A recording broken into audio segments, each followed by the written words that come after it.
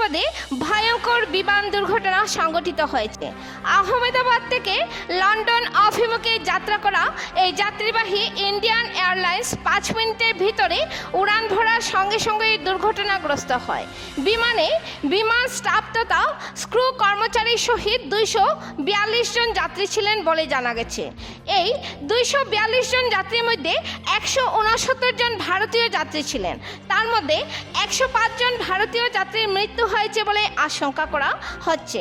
বিমানে অন্য যাত্রীদের মধ্যে ব্রিটেনের 53 জন এবং পর্তুগালের 7 জন যাত্রী ছিলেন।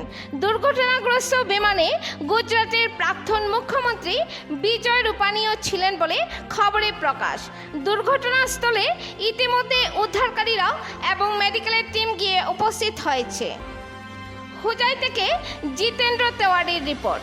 পরবর্তী খবর পেতে হাইলাকান্দি দর্পণ টিভি নিউজ চ্যানেলটিকে একটি লাইক ও ফলো করে পাশে থাকুন।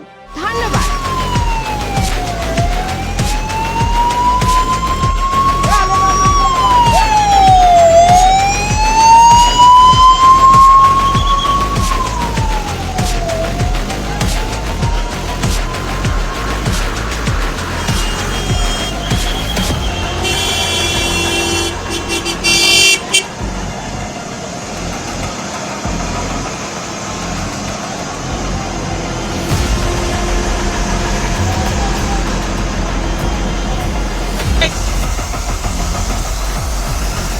Awas kapay.